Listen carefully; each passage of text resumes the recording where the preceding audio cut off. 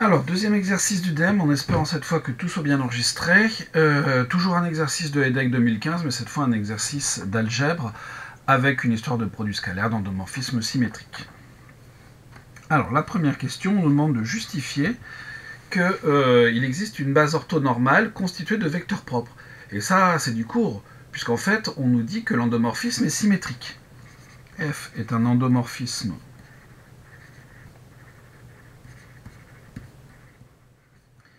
symétrique de Rn. Il est donc diagonalisable.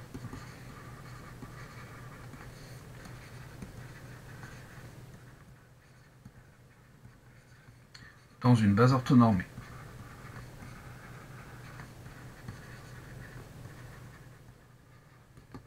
Donc, il existe B' égale U1, U2, UN, une base orthonormée de Rn constituée de vecteurs propres de F.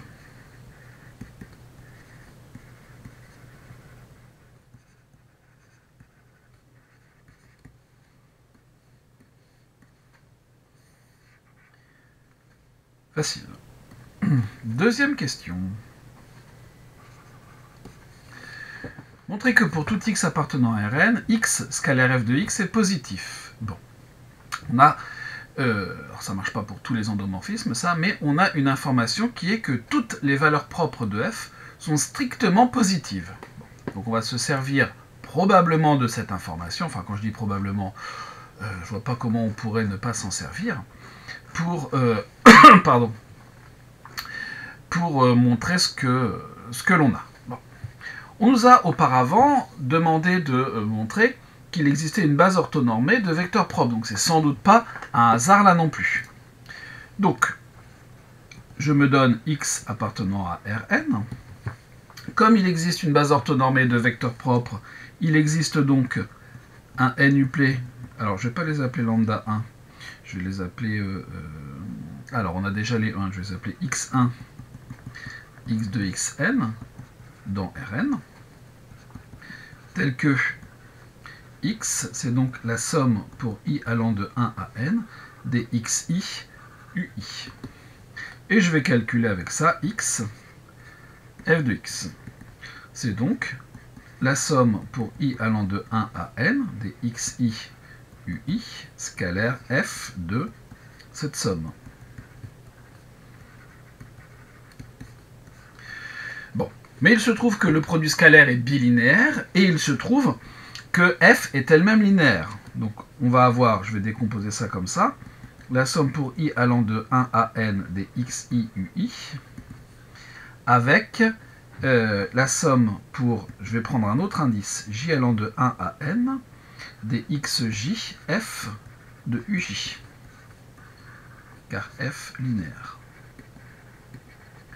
Maintenant, je vais avoir, puisque ce sont des vecteurs propres, la somme pour i allant de 1 à n des xi, ui, avec la somme pour j allant de 1 à n des xj lambda uj, alors lambda j, uj, où lambda j est la valeur propre associée on ne nous en a pas donné de nom, associée au vecteur propre ui. Et maintenant, je vais appliquer la bilinéarité de mon produit scalaire. Je vais donc avoir la somme pour i allant de 1 à n, de la somme pour j allant de 1 à n, des x, i, xj, lambda i, lambda, pardon, j, ui, scalaire uj, par bilinéarité,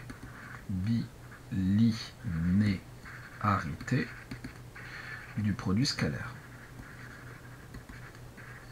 Alors, du produit scalaire canonique ici, mais ça marche bien sûr avec n'importe quel produit scalaire. Bon.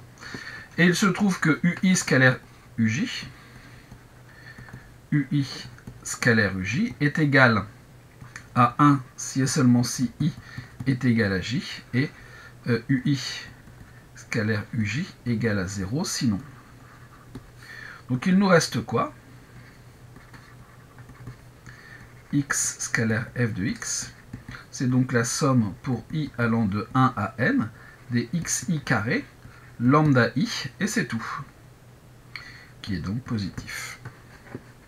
Conclusion, c'est exactement ce qu'on voulait. Pour tout x appartenant à Rn, x scalaire f de x est supérieur ou égal à 0. Remarquez que cette question-là, on l'a rencontrée un certain nombre de fois dans un certain nombre d'exercices. Donc il faut la savoir et il faut savoir la traiter. Petit b. Vérifiez que l'égalité a lieu si et seulement si x égale 0. Bon. Supposons x égale 0. Alors, x scalaire f de x est égal à 0,0, c'est-à-dire 0. Ça, c'est réglé. Supposons maintenant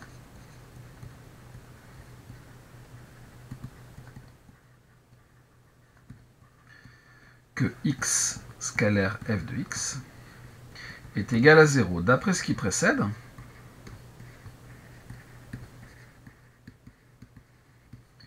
si x est égal à x1, x de xn appartenant à Rn,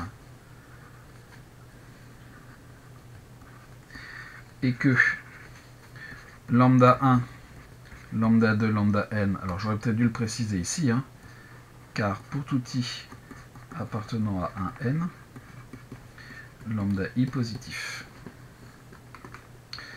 et que sont les valeurs propres de f,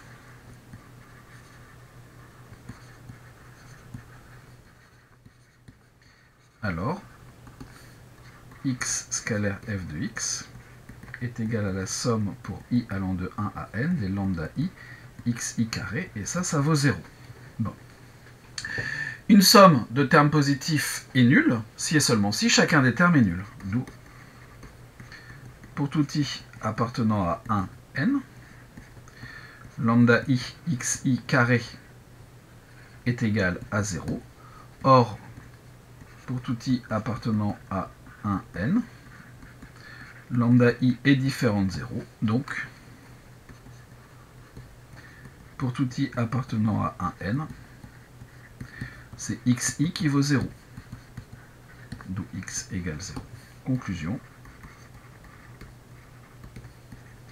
x scalaire f de x est égal à 0 si et seulement si x est égal à 0.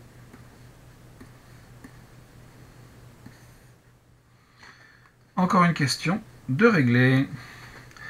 Question C. En déduire que phi de Rn dans Rn, défini par phi de x, est un produit scalaire. Bon, pour démontrer que quelque chose est un produit scalaire, il faut qu'on démontre que c'est une forme, qu'elle est bilinéaire, symétrique, définie, positive. Je prends donc x, y appartenant à Rn au carré. J'ai phi de xy qui est égal à x f de y. C'est le produit scalaire canonique, donc ça appartient à R. J'arrive bien dans R. Ça, c'est le premier point. Deuxième point, on va s'intéresser à la linéarité à gauche. Je prends donc x, y. Alors, je vais d'abord m'intéresser à la symétrie, pardon, appartenant à Rn au carré. Phi de x, y, c'est x scalaire f de y. C'est égal à f de x scalaire y, car f est symétrique. C'est égal donc à y scalaire f de x, car ce produit scalaire est lui-même symétrique. Alors c'est le même mot, mais ça ne signifie pas tout à fait la même chose. Et je trouve phi de y, x.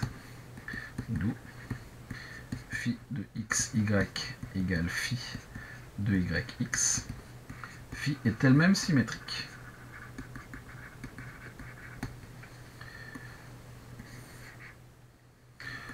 Ensuite, la bilinéarité.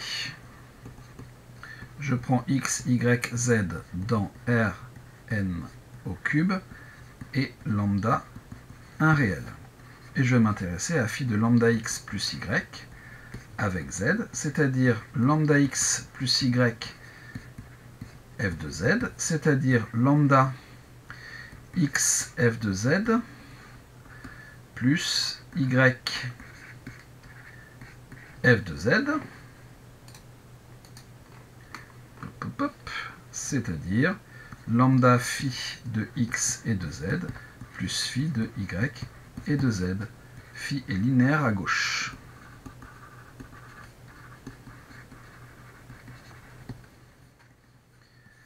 Hop.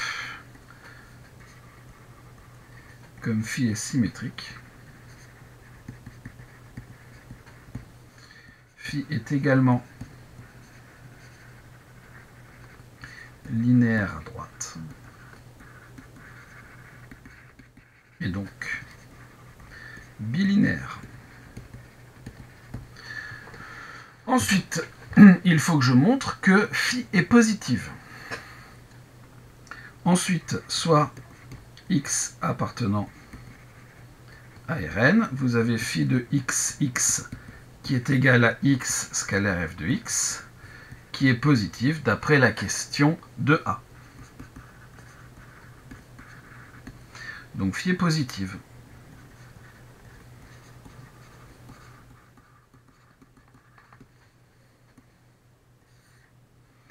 Et dernier point, soit x appartenant à Rn tel que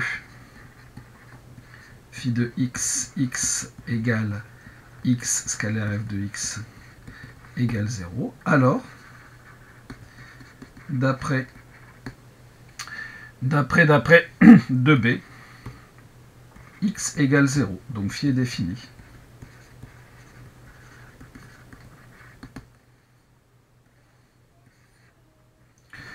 On vient de démontrer que phi est un produit scalaire.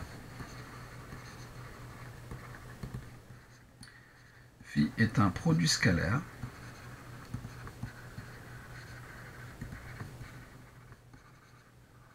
sur Rn.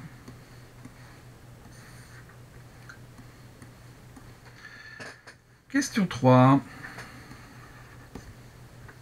En utilisant B', montrez qu'il existe un endomorphisme G de Rn symétrique pour le produit scalaire canonique, parce qu'ici, évidemment, on peut avoir de la symétrie par rapport au produit scalaire canonique, mais aussi par rapport au produit scalaire phi, dont les valeurs propres sont strictement positives, et telles que G carré égale F. Donc ça, certains d'entre vous m'ont signalé que la question, elle était un peu difficile, mais d'un autre côté, c'est un exercice que l'on a fait en cours. Alors, en cours, on l'a fait dans le cadre d'une matrice, mais en fait, c'est le même principe, hein. Donc on va appliquer le principe de l'exercice, alors je crois que c'était le 31, mais je ne suis pas bien sûr du numéro, du chapitre en question, pour trouver cet endomorphisme G pour lequel G carré est égal à F. Alors comment on va s'en sortir? Ce qu'on avait dit dans le cadre des matrices, c'est qu'on prenait la matrice, diagonale, dont les coefficients diagonaux étaient les racines carrées des valeurs propres. Alors ici on n'a pas la matrice, mais on va pouvoir faire de la même façon. On nous dit en utilisant la base B'. Qu'est-ce qu'on a comme information sur B'? On a que pour tout... oui, on a donc f de U1 égale lambda 1 U1, f de lambda f de UN égale lambda n UN, où les lambda i sont les valeurs propres de f.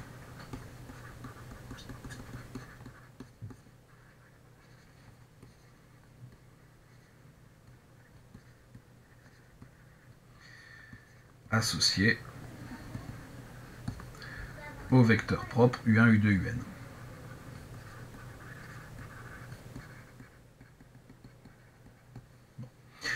Et il se trouve que pour définir une application linéaire, en fait, hein, alors dans le cas particulier ici un endomorphisme, il suffit de donner l'image de chacun des vecteurs d'une base, n'importe quelle base. Ça peut être la base B'. Posons,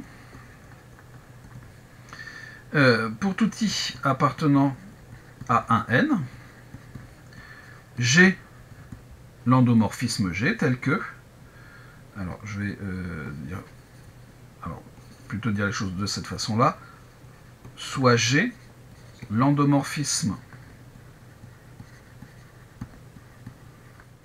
de Rn, tel que, pour tout i appartenant à 1n, G de ui, comme je veux que G carré ce soit f, je vais dire que c'est racine de lambda i multiplié par le vecteur ui. Les lambda i étant positifs, ça ne me pose pas de problème. On a donné l'image d'une base par G. G est donc bien totalement défini. Parce que c'est une application linéaire, ça ne marcherait pas si G n'était pas linéaire. Bon.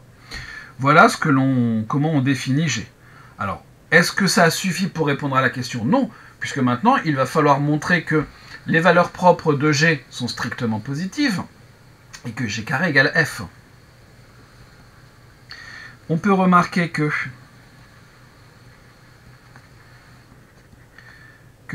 les valeurs propres de G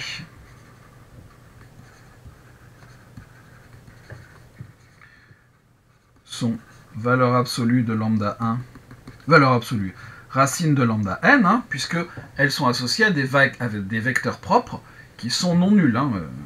Les ui sont non nuls. Ces valeurs sont associées aux vecteurs propres U1, U2, UN. Donc on a bien ce qu'il nous faut pour les valeurs propres. Comme les lambda i sont strictement positifs, comme pour tout i appartenant à 1n, lambda i est strictement positif, alors pour tout i appartenant à 1n, racine de lambda i est aussi strictement positif. J'écris un peu mieux mon alors. Donc, la première partie est faite. Maintenant, il faut calculer G carré de F. Soit I appartenant à 1n. Alors, on va faire les choses autrement. Soit X appartenant à Rn. Il existe un unique n-uplet de vecteurs tel que X, c'est la somme pour I allant de 1 à n des xi ui. Je vais calculer G rongé de X, c'est-à-dire G de x, c'est-à-dire G de... Alors, je vais dû me faire des grandes parenthèses.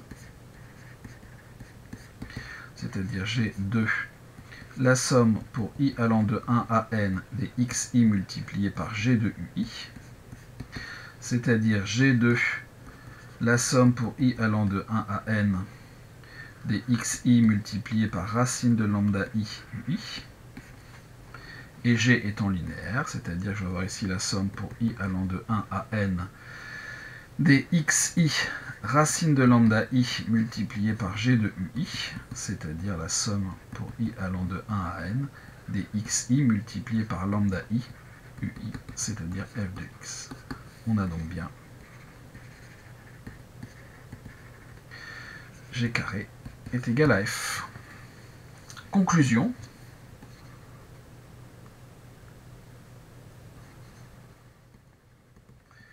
Il existe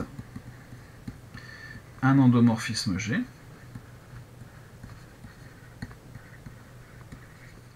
dont les valeurs propres sont strictement positives.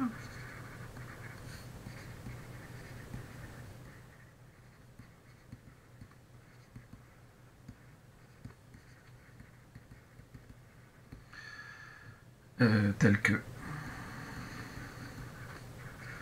G carré égale F. Ça, c'est une question qui était peut-être un petit peu plus délicate parce qu'on n'a pas souvent l'habitude, effectivement, de définir nous-mêmes une application linéaire par l'image d'une base. Question B. Établir que G est bijectif. Bon, G est un endomorphisme.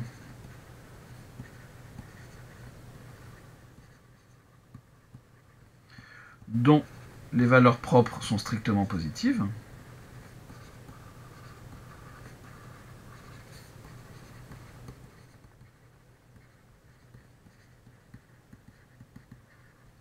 Un endomorphisme de Rn, dont les valeurs propres sont strictement positives. 0 n'est donc pas valeur propre.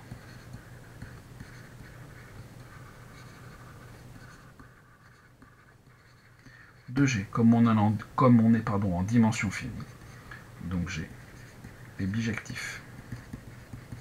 Si vous préférez, G est un automorphisme de Rn.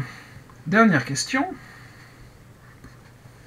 Montrez que la famille G-1 de E1, G-1 de En est une base orthonormale de Rn pour le produit scalaire phi. Bon, déjà on peut remarquer que, clairement, G1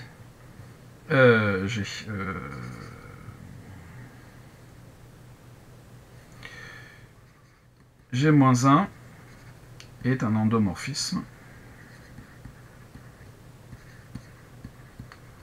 bijectif. E1, E2 est une base de Rn, donc G-1 de E1, G-1 de En est une base de Rn. L'image d'une base par un endomorphisme d'une base est une base. Ça, c'est la première chose. Ça ne nous dit pas qu'elle est orthonormale pour le produit scalaire phi. Donc on va calculer phi de G-1 de EI avec phi soit I appartenant à un N. Phi de G-1 de EI scalaire G-1 de EJ. Je vais faire. Alors, j'ai mis EI pour commencer. C'est ça. Donc, je vais donc avoir X. Donc, je vais avoir du G-1 de EI. Scalaire F de G-1 de EI. C'est-à-dire, eh bien, j'ai G-1 de EI avec G carré de G-1 de EI. C'est-à-dire que je vais avoir G-1 de EI avec donc G-1, je vais donc avoir G de EI.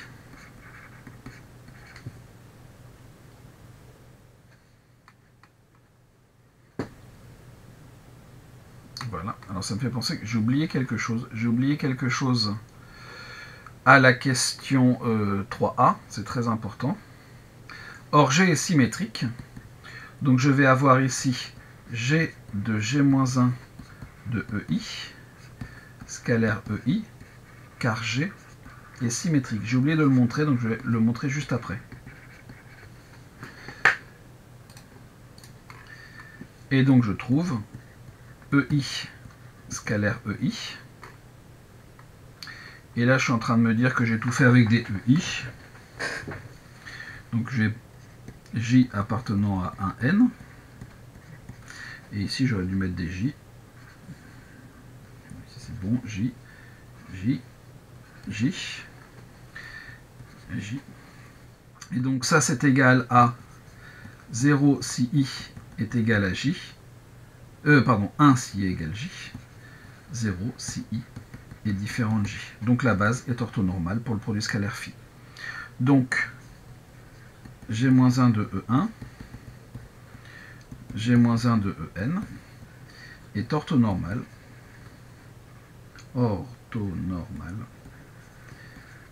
pour le produit scalaire phi. Ce qui termine cette question. Il me reste juste à montrer ce que j'ai oublié, hein, mea culpa. Hop, hop, hop. Oublie. On va faire un retour sur la question 3A. Donc Donc montrons que G est symétrique.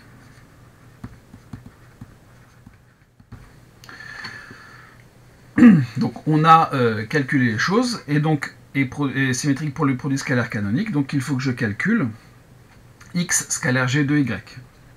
Donc je me donne un xy appartenant... alors remarquez qu'on n'est même pas obligé de faire ça, puisque la symétrie, on peut la montrer uniquement sur une base, soit donc i, j appartenant à un n au carré. Vous avez ui scalaire g de uj. Ça, c'est donc ui avec lambda j uj.